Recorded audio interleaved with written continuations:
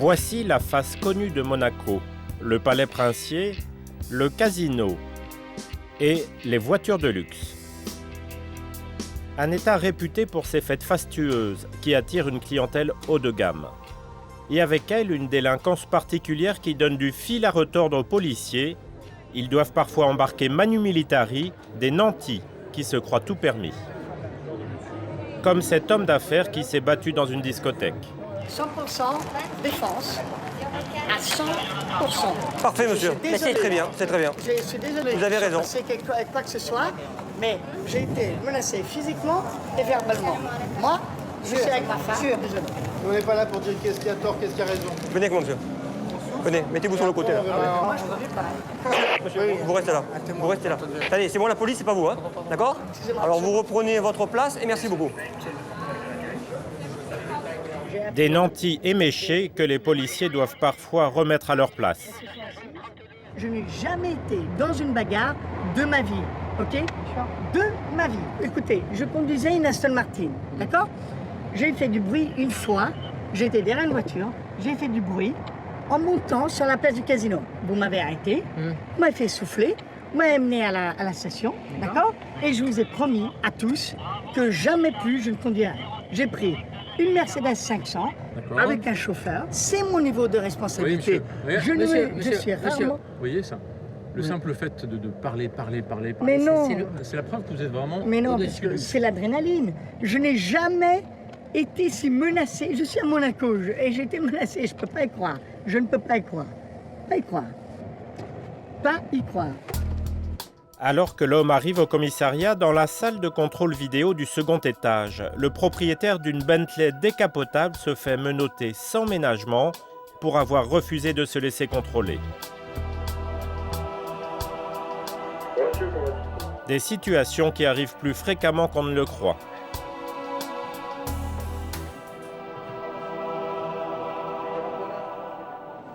Et comme dans tout commissariat, Monaco dispose de sa cellule de dégrisement. C'est ici, pour les interpeller, que les atterrissages sont difficiles. Moi, je vous dis, c'est fini. Monaco, je m'en vais. Parce que c'est un truc, j'ai été attaqué, ok? Moi, je suis vraiment d'une innocence. Je ne peux pas y croire. Bah, écoutez, vous expliquerez ça donc. Absolument. Est-ce que je peux vous demander une chose? Est-ce que je peux voir ma femme? Non.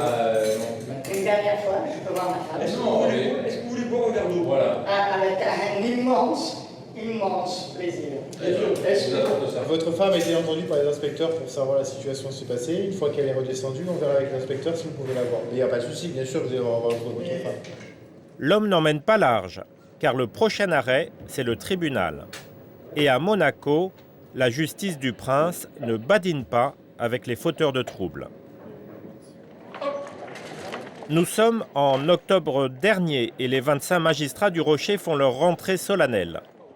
La moitié d'entre eux sont français, des postes très convoités, car les salaires sont supérieurs de 30%. Mais en contrepartie, le prince exige une poigne de fer. La principauté ne connaît pas la séparation de l'Église et de l'État, et c'est l'évêque qui va bénir comme chaque année l'ensemble du corps judiciaire.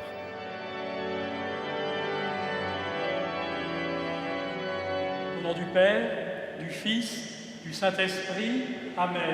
J'invite les croyants à la prière afin que l'Esprit de Dieu éclaire tout au long de l'année les travaux du corps judiciaire de notre principauté.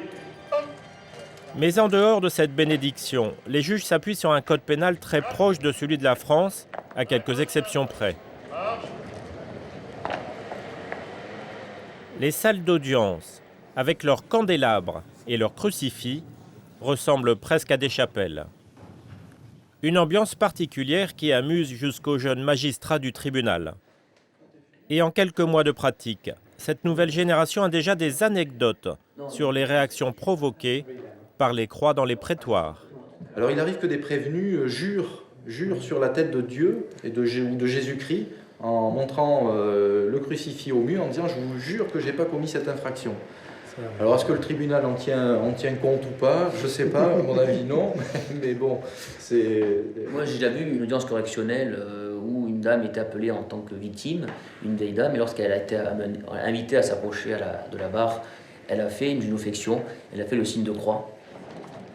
La croix dans les salles d'audience, un symbole hérité des traditions de la principauté, mais qui n'a pas d'influence sur les jugements. C'est une justice laïque, tout à fait, bien sûr. Il n'y a aucune, dans les décisions de justice, aucune espèce de référence à la religion catholique. Pourtant, il y a une croix derrière vous. Il y a une croix comme il en existe dans d'autres palais de justice, ailleurs qu'ici. Mais ça ne vous choque pas? Ça, au départ, ça surprend. Ça surprend, effectivement.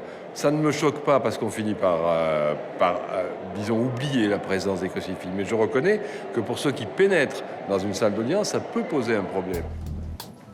Des magistrats laïques, mais qui se caractérisent par une sévérité de tous les instants. Comme avec Catherine Mabru, une magistrate française désormais vice-présidente de la Cour d'appel, ou encore Jérôme Ars, procureur chargé d'appliquer la politique pénale voulue par le prince. Une sévérité qui rend la tâche de maître Michel, avocat monégasque, encore plus difficile. Une sévérité qui commence sur le terrain avec les 500 policiers comme Philippe Bianciotto, agent à la sûreté publique. Alors, au nom de la sécurité, l'influence du prince va-t-elle jusqu'à remettre en cause l'indépendance des magistrats? Une chose est sûre, la justice à Monaco n'est pas rendue comme ailleurs. La justice ici fonctionne comme n'importe où, ou est-ce qu'elle est plus faillible ou... Elle fonctionne, qu'on peut dire, comme partout, non, sauf qu'il y a une particularité. Monaco, c'est tout petit. Il y a des connaissances, il y a des relations. Non, on ne peut pas dire que la justice à Monaco fonctionne exactement comme ailleurs. Non. Non. Je crois que les défauts de notre justice sont les défauts de la justice pénale française d'une façon générale. Déficit au niveau des droits de la défense, manque de contradictoire. Beaucoup de choses dont on s'est plaint en France très récemment, à l'occasion de l'affaire Doutreau, on souffre exactement des mêmes défauts, peut-être un peu amplifiés parce que nos textes sont plus anciens. C'est scandaleux, scandaleux. Mais d'autres avocats sont beaucoup plus vindicatifs. Scandaleux, et c'est pas fini. Parce qu'on se moque de nous, et on se moque du justiciable. Le but, c'est d'étouffer toutes les pressions qui ont été faites sur ce palais de justice. C'est une justice bananière. Bananière. Bananière. Alors au gouvernement, on commence à s'inquiéter de cette réputation plutôt controversée de la justice monégasque. Comment se fait-il qu'il y ait une réputation d'opacité ici? Je pense qu'effectivement, c'est plutôt dû au fait que nous n'avons pas probablement communiqué assez bien, ou pas du tout, sur l'activité judiciaire et policière de Monaco. Et par discrétion, peut-être qu'on n'a pas l'habitude d'affronter les médias. C'est plutôt les médias qui affrontent la principauté que le contraire, donc on ne fait pas face.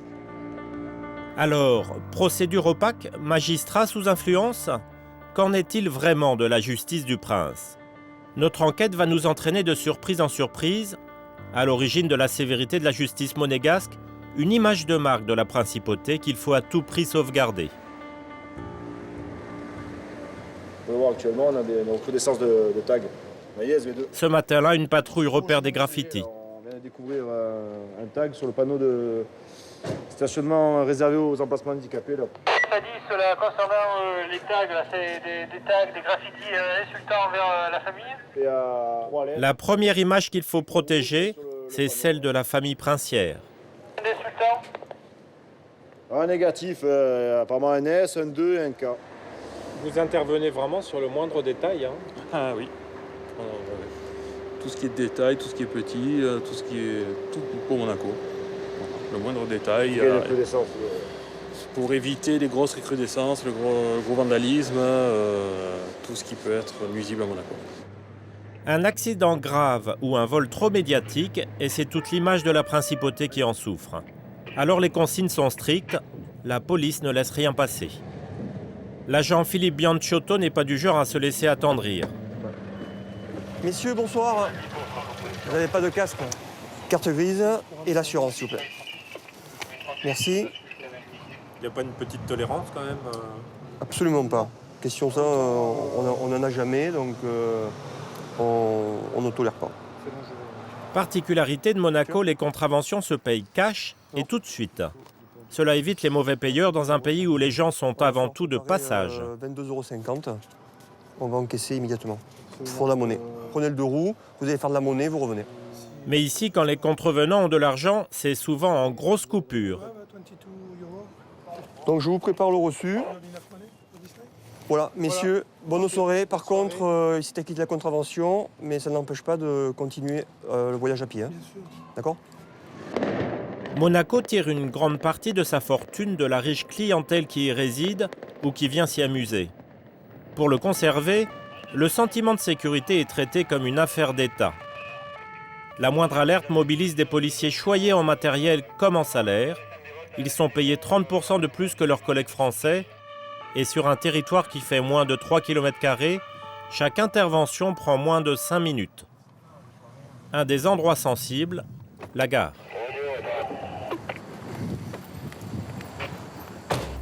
Mal dit, le 2 sur place dans la galerie.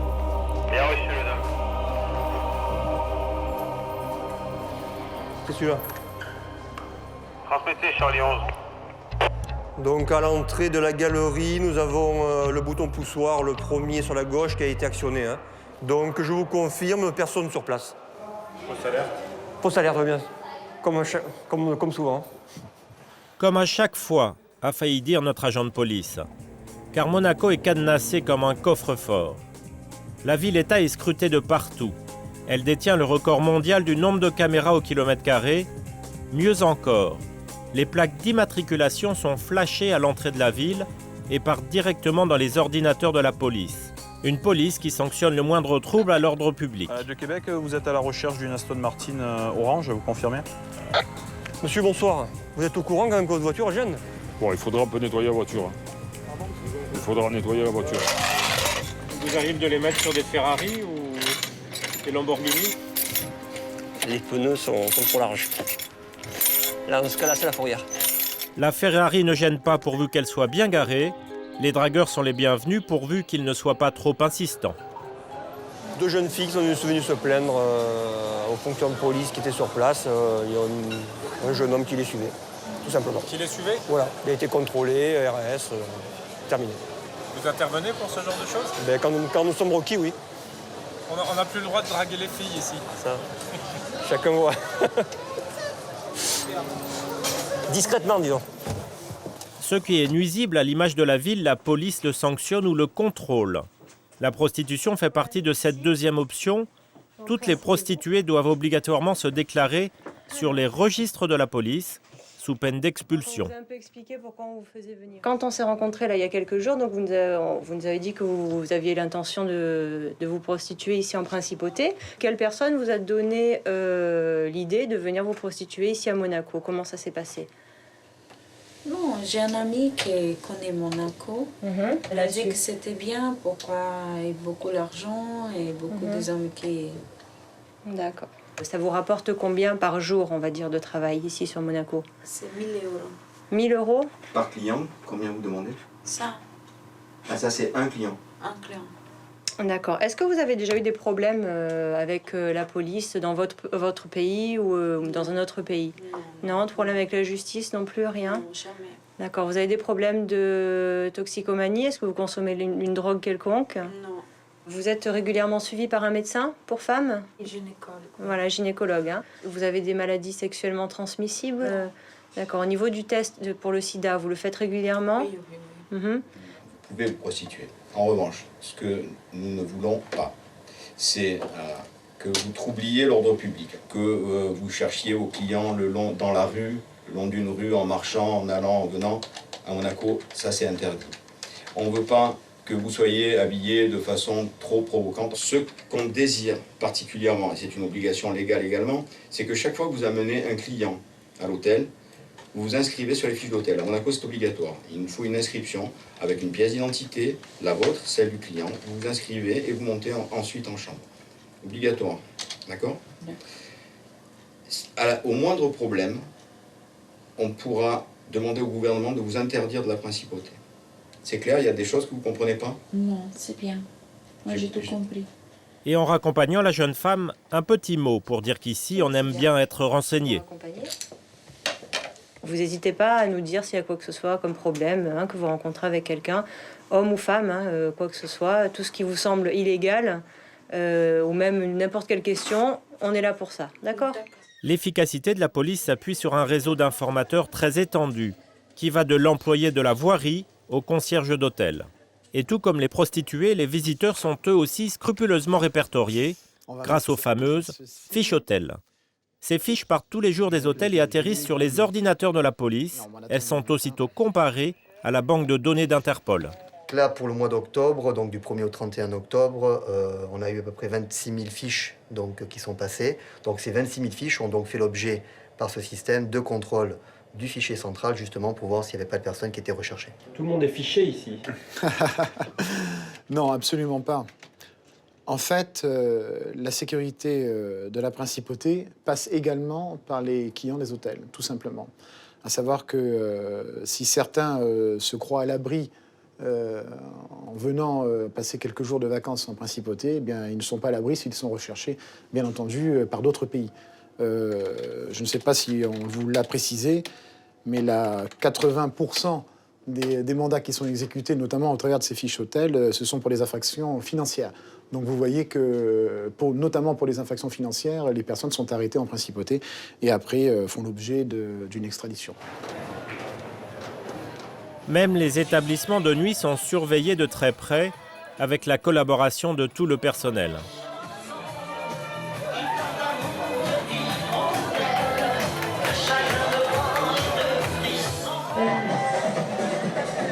Alors ici l'objectif, c'est contrôle stupéfiant mineur.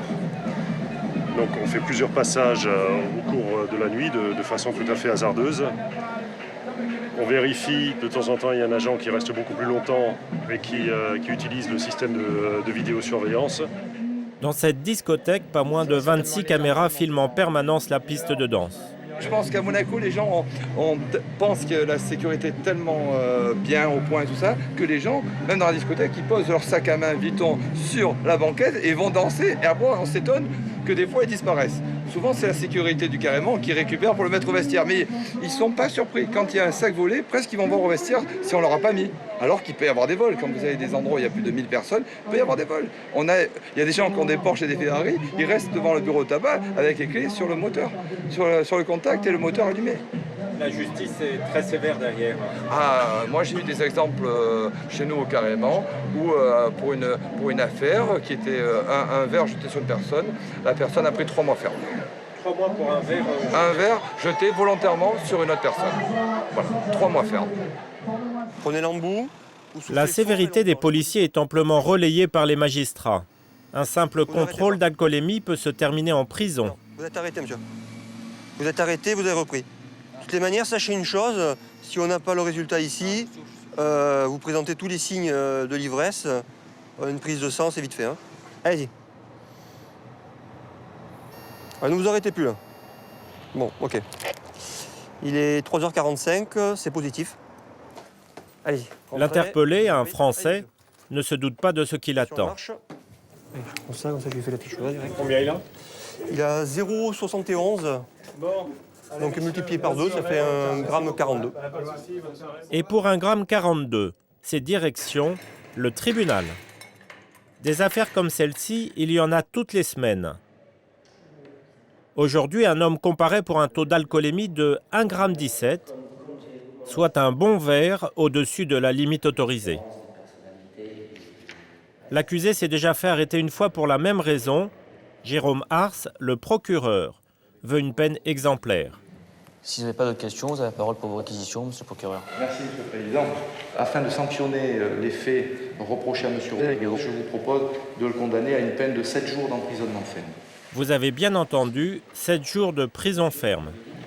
Le tribunal, après en avoir délibéré, vous déclare coupable du délit qui vous était reproché et en répression, vous condamnez la peine de 5 jours d'emprisonnement ferme.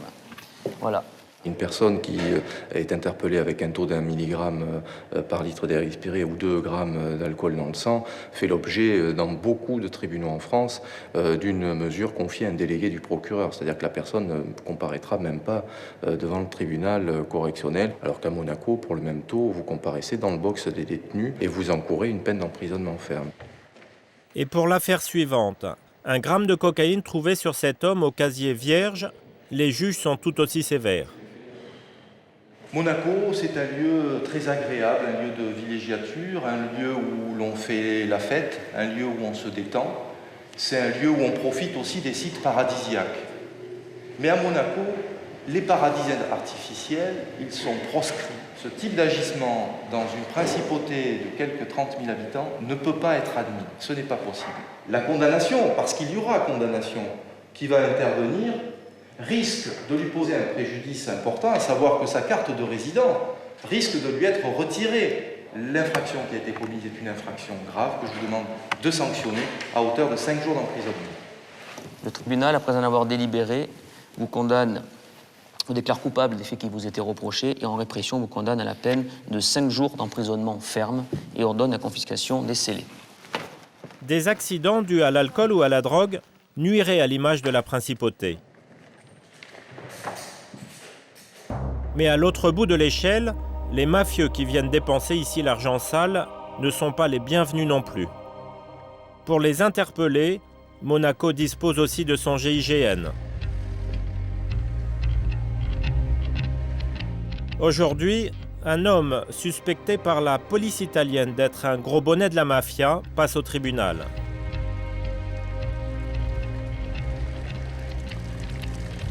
Cet homme est soupçonné d'être dans les hautes sphères de la Ndrangheta, la mafia calabraise. L'accusé passe à huis clos devant la cour d'appel qui doit statuer sur son extradition. En 2008, 8 personnes ont été extradées vers des pays étrangers. Io sono chiaramente innocente del fatto di mafia perché sono stato assolto dal Tribunale di Reggio Calabria per il fatto di mafia, per cui non credo che ci siano grossi problemi. È una cosa che già si sa, è una cosa is well known that I have nothing to do with mafia. Après délibération, la Cour a décidé sans surprise de le livrer à l'Italie, qui le réclame à grands cris. Monaco n'aime pas s'embarrasser d'hôtes trop encombrants. L'accusé s'est pourvu en cassation.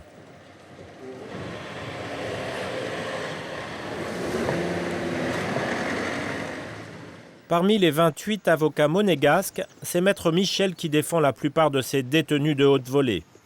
C'est un spécialiste des gros dossiers d'extradition. À mon sens, c'est quand même la dernière destination quand on a un mandat d'arrêt international à choisir Monaco. C'est la dernière destination à choisir. Hein. À mon sens, oui. À cause de l'efficacité du système de sécurité. Oui, ici, vous avez encore des fiches d'hôtel, vous avez une police qui est extrêmement concentrée. Hein. Il y a un très grand nombre de policiers au mètre carré, si j'ose dire. Donc c'est vrai que ça fait partie, je pense, des endroits dans lesquels le risque d'interpellation et d'extradition est le plus fort. Donc quand vous voyez des clients comme ça très importants, vous dites quel imbécile celui-là. Non, je dis pas ça, je dis qu'il n'est pas renseigné.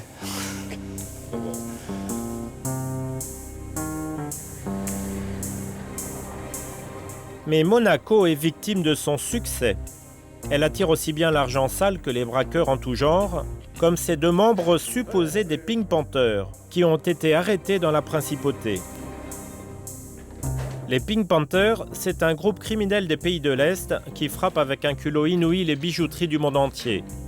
Ces hommes ont été repérés alors qu'ils faisaient le guet devant une joaillerie.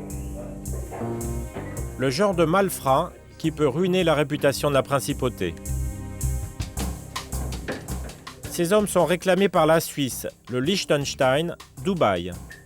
Ils passent eux aussi à huis clos devant les magistrats de la cour d'appel qui doit statuer sur leur extradition. En France, des membres des Pink Panthers ont déjà monté une opération commando pour libérer l'un des leurs. Est-ce que ça vous paraît démesuré, les mesures de précaution qu'on prend pour vos clients? Oui.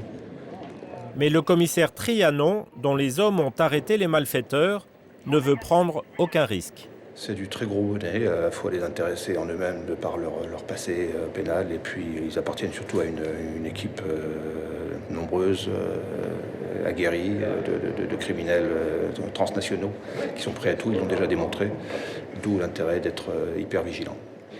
Et bien sûr, après délibération, la Cour a décidé de les extrader. Leur avocat a fait appel du jugement. Après cette arrestation, les policiers estiment qu'ils ont évité le pire. Car s'il y a bien un domaine que la principauté veut préserver, ce sont les bijouteries. Les plus grandes marques mondiales sont représentées à Monaco. Et Catherine Mabru va aujourd'hui juger un vol de boucles d'oreilles pour une valeur de 2 500 €. C'est bien rare, les bijoux qui disparaissent au sein de la principauté. Problème, l'accusé, un Italien aidé par une interprète, a été arrêté mais n'avait aucun bijou sur lui. Il a néanmoins été condamné à 3 mois de prison ferme en première instance. Il se dit innocent, alors que va décider la justice du prince ? Je vais vous poser une question bête. Manifestement, vous avez indiqué que vous aviez 2 000 € de revenus. Aujourd'hui, vous nous dites que vous n'aviez pas d'activité professionnelle. Comment comptiez-vous pouvoir acheter des bijoux, même à 2 000 ou 2 500 €, dans une bijouterie de luxe d'un hôtel de luxe, alors que vous n'en avez pas les moyens ? Il y a un moment, vous avez été filmé, donc là, on a extrait des photos. On voit qu'effectivement, vous êtes seul à une table et qu'il y a des choses sur la table et que vous êtes seul, il n'y a personne. La dame n'est pas à côté de vous et que vous prenez quelque chose avec votre main gauche. Là, vous les connaissez, ces photos, votre client les a vues. Alors là, sur cette photo-là, entre vos doigts serrés, vous examinez minutieusement comme ça. C'est votre stylo que vous examinez, alors ? C'est un peu compliqué. Vous avez vu le geste que vous avez quand vous dites que vous examinez votre stylo. Vous avez vu le geste. Ça ne ressemble pas au geste d'un homme qui examine un stylo. Ça ressemble au geste de quelqu'un qui examine un bijou. Alors ensuite, vous êtes sorti de la bijouterie et là, la dame s'est aperçue que les 2 paires de boucles d'oreilles qui se trouvaient sur la table, d'après ce qu'elle dit, avaient disparu. Donc elle a crié dans le couloir, on va l'entendre. Et puis là, quelqu'un vous a interpellé à l'entrée de l'hôtel, vous a fait revenir, mais on n'a rien trouvé sur vous. Vous n'étiez pas en possession d'effectivement des boucles d'oreilles, ça c'est certain. Bon, alors il y a eu une radio de l'abdomen qui a été faite à l'hôpital, mais on n'a rien trouvé non plus à l'intérieur de l'abdomen. Donc on n'a pas retrouvé les bijoux. Asseyez-vous, madame, approchez, venez à la barre. Alors racontez-nous comment ça s'est passé. Alors ce monsieur, il est entré demandant de lui montrer un paire de boucles d'oreilles que j'avais dans la vitrine. Et quand je lui dis le prix, 5 000 €, il m'a dit non, je veux dépenser la moitié. Il a dit, payer, je veux payer. Il m'a fait comme ça. Après, il a dit, non, je veux donner les caisses, je veux prendre les caisses.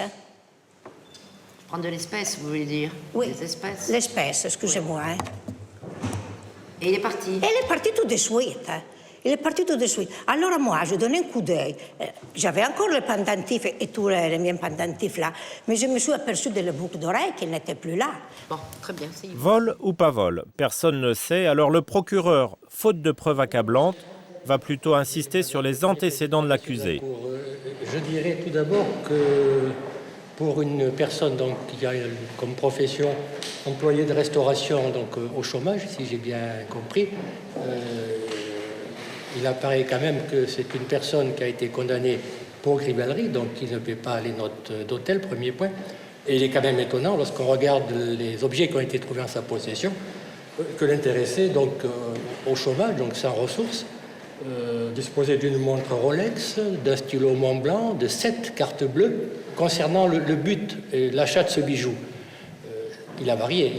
Dans un premier temps, c'est pour offrir un cadeau donc, à son épouse. Deuxième temps, c'est pour fêter un anniversaire.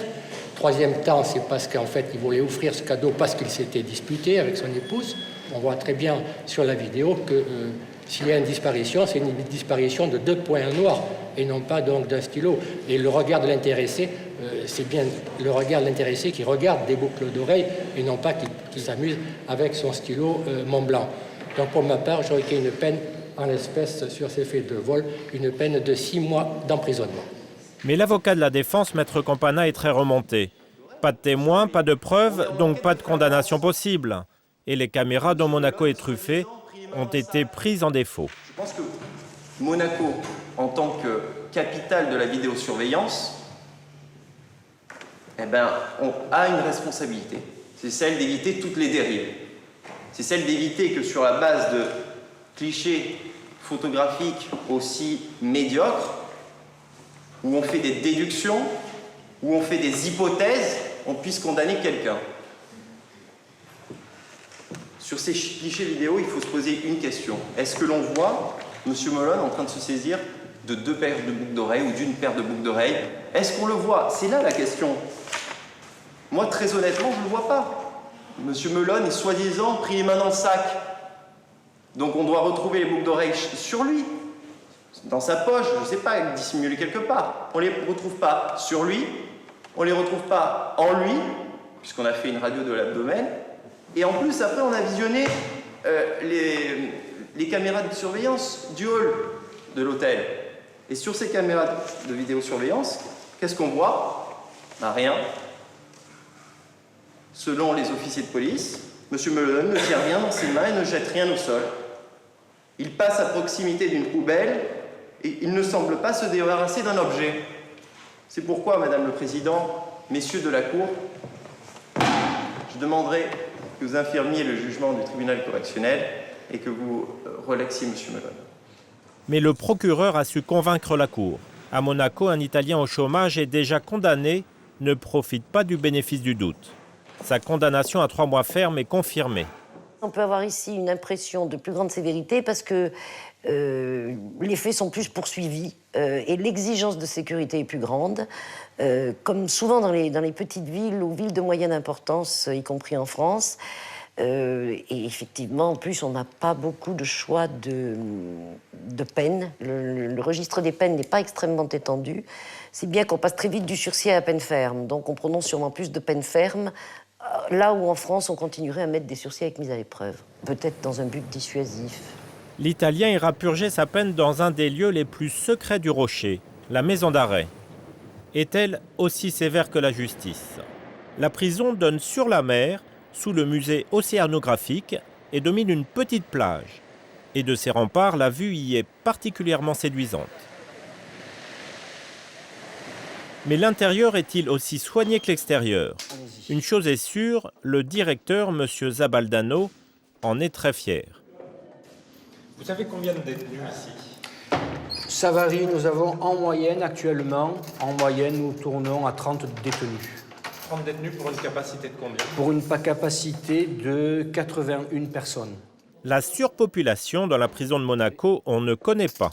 Nous sommes donc dans le quartier des femmes. Une des choses que je tiens particulièrement, c'est l'hygiène. Il faut que les locaux soient très propres. Voilà, ça c'est une cellule qui est prête à recevoir une personne. C'est la cellule pour les femmes. Donc elles sont toutes pareilles. Télévision, frigidaire, bouilloire. La télévision est gratuite, le frigo est gratuit et la bouilloire est gratuite. Donc si la personne est indigente, elle a également le droit de voir la télévision et elle a le droit d'avoir un frigidaire. Chaque cellule est dotée d'une toilette avec une petite porte, voilà. Et il y a des douches, si vous voulez me suivre. Les gens ont la possibilité de prendre 2 douches par jour, dont une douche est obligatoire. Tous les jours? Tous les jours. Tous les jours. C'est du luxe dans le domaine carcéral? C'est peut-être du luxe dans le domaine carcéral, mais en principauté de Monaco, comme je vous le disais, il faut que la maison d'arrêt de Monaco soit à l'image de la principauté. Nous allons maintenant pénétrer dans le quartier majeur supérieur, hommes. Encore une fois, comme vous pouvez voir et entendre, il n'y a pas de bruit, tout est calme. Les murs ne sont pas tagués, tout est propre. Seuls les détenus monégasques restent ici le temps de leur peine. Tous les autres, français ou étrangers, font leur détention en France si leur condamnation est de plus de 6 mois. C'est bon. Voici donc une cellule quartier homme. Vous voyez qu'elles sont quand même assez spacieuses. C'est prévu pour maximum 3 personnes. Et voilà les fenêtres avec la vue mer. Si vous voulez venir vous rendre compte, ce n'est pas un 4 étoiles. Ils n'ont pas une vue mer avec des grandes fenêtres. Alors, il y a l'air conditionné comme dans toutes les cellules, comme dans le quartier femmes, air conditionné, télévision, frigidaire. Alors l'air conditionné, là aussi on va dire que c'est un luxe. Ce n'est absolument pas un luxe, pour 2 raisons. Première des raisons pour les détenus, qui sont là 24 heures sur 24, en plein été et en plein mois d'août, nous avons des températures à l'intérieur qui oscillaient entre 35 et 39 degrés, avec 90% d'humidité. Mais il ne faut pas oublier également que nous avons des surveillants qui travaillent à l'intérieur. Nous avons la bibliothèque avec entre 4 et 5 000 ouvrages dans toutes les langues, français, anglais, italien, allemand, russe, toutes les langues possibles. Nous avons également sur cet étage une petite chapelle. Nous avons un prêtre qui vient tous les vendredis et tous les samedis pour célébrer la messe. Et le 24 décembre à 11h, Monseigneur Barcy, archevêque de Monaco, vient en personne célébrer la messe pour les détenus, la messe de Noël. Alors, nous arrivons maintenant dans l'infirmerie. Claudie, notre infirmière, où nous avons un siège pour un dentiste, puisque dans la mesure du possible, nous essayons de sortir le moins possible les détenus. Alors ça, c'est vraiment du luxe. Hein. Je pense pas. Je crois que si vous allez dans d'autres maisons d'arrêt, madame a travaillé dans une maison d'arrêt à Avignon, je pense qu'à Avignon, il y a aussi une infirmerie avec des médecins. Oui, non, mais pas avec... Pas avec... non, c'est vrai, pas avec le fauteuil du dentiste. Alors, est-ce que c'est du luxe pour vous? Pour moi, non. C'est normal. C'est normal. On soigne les gens que nous avons ici. Si le directeur dit non, vous dites non, c'est pas... Nous arrivons dans le gymnase. Alors, c'est un très grand gymnase. Depuis 2003, les détenus sont seuls dans ce gymnase, surveillés par caméra, bien sûr, mais il n'y a pas la présence de l'homme en bleu, de l'homme habillé en bleu. C'est un petit moment où ils se retrouvent entre eux. Et depuis 2003, nous n'avons jamais eu de problème. Nous avons donc une courte promenade à l'air libre, grillagée, et les détenus ont la possibilité de faire 2 promenades par jour, une le matin d'1 heure et une l'après-midi d'1 heure. Ces promenades sont obligatoires. Voilà, les cuisines. Donc nous avons 3 cuisiniers professionnels qui préparent la nourriture pour les détenus. Ici, donc, c'est la cuisine. Les plats sont confectionnés le jour même. Ce ne sont pas des plats qui sont congelés. Tout est fait un jour même. Entrée, dessert. Comme je vous disais tout à l'heure, nous faisons attention au repas pour les musulmans, pour les personnes malades, les personnes au régime sans sel, etc., etc. Donc ce sont des bons petits plats. On vous l'envie, cette prison, non? Je ne sais pas si on me l'envie. Moi, j'espère qu'on me l'envie. Il faut qu'à la fin de leur peine, ces gens n'aient pas envie de recommencer. Et je pense que pour ne pas en faire des bêtes, pour ne pas en faire des fauves, il faut les traiter avec beaucoup d'humanité.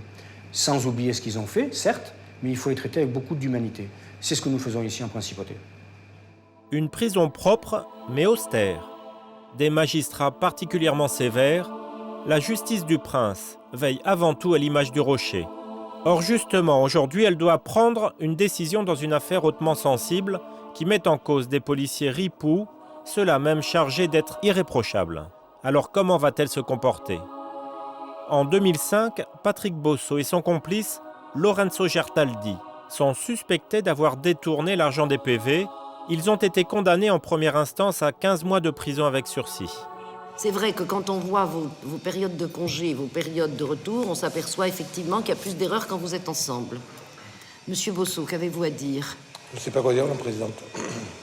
Moi, j'ai pu constater, d'après les tableaux avec mon avocat, que même quand j'étais pas là, il y avait quand même des erreurs qui m'étaient imputées. Donc, je ne sais pas quoi vous dire. Vous n'excluez pas le fait que des espèces aient pu disparaître. Bon, d'accord. Alors que monsieur Gertaldi le conteste. Donc, monsieur Gertaldi, oui, madame. Je vous pose la question franchement, puisque après c'est vous qui avez accès à ces documents une fois que lui les donne. Avez-vous imité la signature de monsieur Bosso? Si vous avez imité la signature de monsieur Bosso, dites-le. Si vous avez pris de l'argent dans la caisse de la police, dites-le, quoi. C'est aussi bien de dire les choses, hein. Non, ni l'un ni l'autre, madame la présidente. Ni l'un ni l'autre. Une sombre affaire de signature imitée et de manipulation informatique dont le préjudice n'est pas énorme. 7 000 €. Mais il est catastrophique pour la réputation de la police. Voilà. Là, il n'y a pas de rectification, il n'y a pas de rajout, il n'y a rien. Je veux bien être accusé, mais là, ça va trop. Je veux bien qu'on nous accuse, mais il y a des fois où il faut pas être... Parce que les PV qui ont disparu à sa brigade, 300 €, il n'y a personne qui en parle. Les PV qui ont disparu, 300 €. Et l'argent, il est où? Il est où cet argent? Les espèces, elles sont passées où, puisqu'elles ne sont pas enregistrées? Elles sont où, ces espèces, monsieur? On peut penser que l'argent, vous l'avez gardé pour payer vos cigarettes. C'est pas des sommes énormes. Pour payer un pot avec des copains, c'est pas des sommes énormes. Moi, ce que je peux vous dire, c'est que... Finalement, la totalité porte combien? Sur 7 000 €, c'est pas... Les sommes sont pas élevées. C'est le principe qui est choquant, s'agissant d'un service de police. C'est pas le... Hein? Ça fait une grosse somme, 7 000 €. Bon, alors, vous pouvez vous asseoir, messieurs. On va entendre monsieur le procureur général...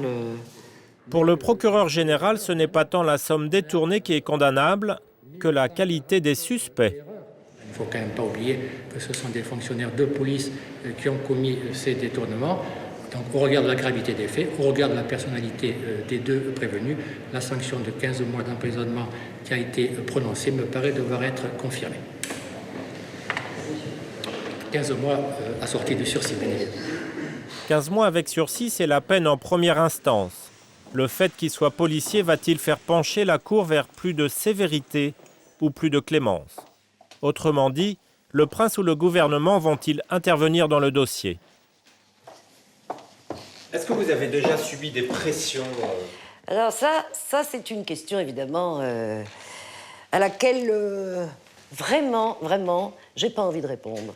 Parce que si je vous dis non, ce qui est la pure vérité, personne ne le croira. Ceux qui auront envie de croire qu'on en subit le diront. Donc voilà, c'est une raison à laquelle je n'ai pas envie de répondre. Je n'ai personnellement jamais subi de pression. Et je pense que si j'en subissais, ceux qui me connaissent savent que ou bien je ne serais plus là, ou bien ça aurait eu l'effet exactement inverse. Alors voilà. Lorsque je suis arrivé, je n'avais absolument aucune idée préconçue, ni envie, ni doute. J'avais absolument aucune idée préconçue sur la façon dont on pouvait travailler à Monaco dans l'institution judiciaire. Beaucoup de gens s'imaginent que les magistrats qui sont installés à Monaco prêtent serment d'allégeance et donc d'accepter toutes les instructions qui seraient données, surtout celles venant de l'autorité supérieure, suprême, à savoir du prince. Je crois pouvoir dire, un an d'ancienneté maintenant, je crois pouvoir dire qu'à Monaco, comme en France, la justice s'exerce de manière indépendante et que l'indépendance, c'est avant tout un état d'esprit. L'image de la police, Maître Michel, c'est le cadet de ses soucis. Il veut sauver son client en dénonçant le désordre qui régnait au commissariat. Il a toujours dit, et depuis le premier jour, je n'ai jamais détourné 1 € à mon profit personnel.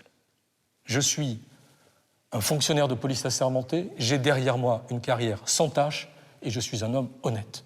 Si on a un tiroir-caisse avec des espèces qui ferme à clé et où il y a une personne qui a la clé, pas deux. Si on était dans le cadre du fonctionnement d'un service de ce type, qu'on vienne me dire « votre client est coupable parce qu'il était le seul qui avait la clé, parce qu'il était le seul qui pouvait avoir accès à l'ordinateur, parce qu'il était le seul qui faisait des perceptions », je dirais c'est un raisonnement qui est incontestable. Mais ce que nous savons sur le fonctionnement de ce fameux service en 2005-2006, et c'est incontestable parce que l'ordonnance de renvoi le relève et parce que les témoins l'ont confirmé, c'est qu'on est très loin, mais alors là, très loin, d'un fonctionnement orthodoxe. Tout le monde pouvait accéder à l'ordinateur de tout le monde pour aucune opération. On ne peut vous dire aujourd'hui, ah ben là c'est certain, c'est Bosso. Et pour défendre son client, Maître Michel va charger Lorenzo Gertaldi. L'hypothèse la plus logique, parce que, monsieur le procureur général, vous avez tout à l'heure tenu un raisonnement que je ne peux pas accepter, parce qu'il n'est que partiellement exact. Vous avez dit, si Bosso est coupable, Gertaldi est son complice, parce que Gertaldi contrôlait Bosso, et vous avez parfaitement raison. Mais moi, ce qui m'intéresse, c'est le raisonnement inverse. Si c'est Gertaldi qui est coupable, Bosso n'avait pas à être son complice. Il n'avait pas besoin de Bosso, quel que soit le mode opératoire. À la fin, ça se retrouve dans les mains de Lorenzo Gertaldi. Toujours. Si c'est vous qui avez fait ça, il faut quand même que vous soyez conscient que lui a été condamné injustement. La défense de Maître Michel n'est pas forcément du goût de Maître Carrasco. Je trouve ça déplacé. Pour sauver celui-ci, enfoncer la tête de celui-là, ce sont des procédés inadmissibles. Ils étaient amis qui se défendent, mais quel intérêt d'accuser celui-là? C'est une affaire qui est lamentable. Ce que je peux vous dire, évidemment, c'est ma conviction. Monsieur Geltardi est totalement innocent. On a réduit cette affaire à 2 personnes, alors qu'ils étaient 7. Celui-ci, c'est un zombie, entre guillemets. Il est sous traitement, il est enfin, on le voit bien, il est dans un état second. Il est incapable de répondre intelligemment aux questions. Et en tout cas, il est incapable de se défendre. Alors, il est facile de l'accuser. Alors, au cours de l'instruction, je peux en attester. On n'a pas instruit à charge et à décharge. Il n'y avait qu'un seul but. Je ne parle que pour M. Geltardi. Il fallait démontrer que celui-ci était coupable. Et tout a été bon. Qu'on accuse un innocent, c'est déjà grave. Mais que l'on refuse à cet innocent de pouvoir se défendre, alors là, c'est inadmissible. Le dossier est sensible et la Cour n'a pas statué tout de suite. Elle a ordonné de nouvelles expertises. Verdict au mois de juin. Depuis la révélation des détournements, les services de police ont totalement repensé leur système de perception des contraventions. Si la chaîne judiciaire est implacable à Monaco, c'est aussi parce que ce petit État n'est pas facile à protéger. Là, on est en France. Là, nous retournons ici à Monaco. Voilà. À une marque qui ici, est au le passage piéton, c'est Monaco. Monaco. Voilà. Et là aussi, donc, le tunnel. Tunnel, vous êtes à Monaco. À Monaco. Ici, là, nous sommes en France. Ici, on est en France, voilà. Donc c'est la limite de vos possibilités d'intervention. Sauf en cas de flagrant délit ou des crimes, où on a le droit crimes flagrants, on a le droit de poursuite. On a les communes limitrophes, il n'y a que 4 communes qui sont... On n'a pas le droit de poursuite à Nice. On doit s'arrêter avant.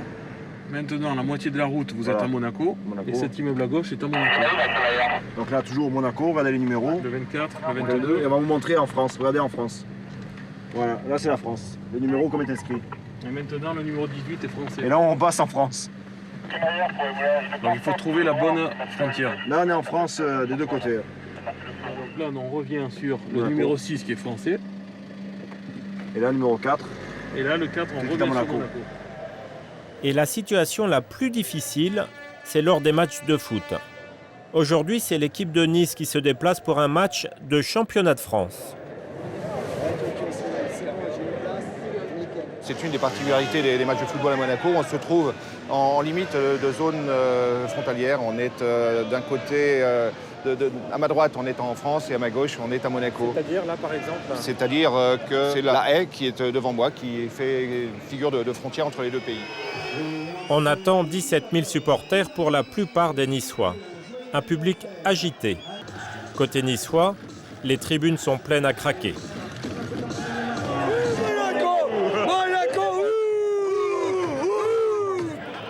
De l'autre côté, les tribunes monégasques peinent à faire le plein. Pour l'occasion, 150 CRS français ont été appelés à la rescousse. La principauté paie au prix fort ce recours aux forces de l'ordre françaises.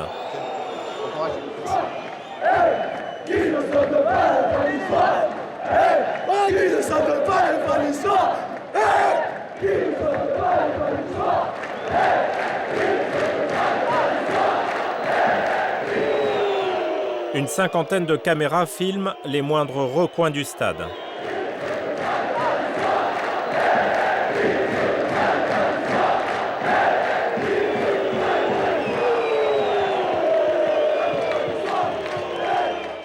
Au PC de contrôle, on s'inquiète de quelques supporters un peu agités.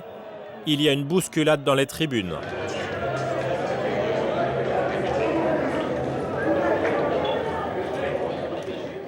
L'homme qui a provoqué la bagarre a été aussitôt arrêté. Attends. Arrête de bouger. On le ramène au poste de police, on lui fait un petit contrôle d'identité, on l'invite à retrouver un peu de sérénité et puis il partira après, quoi. À la fin du match, les supporters sont escortés jusqu'à la gare SNCF.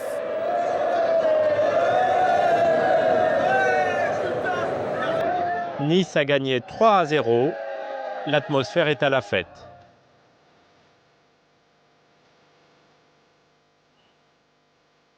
La principauté n'est pas prête à relâcher sa garde. Avec son quadrillage policier et son système judiciaire, elle a réussi à stabiliser sa délinquance à des niveaux extrêmement faibles et à protéger une des valeurs qui fait la fortune du pays, la tranquillité. C'est calme, hein?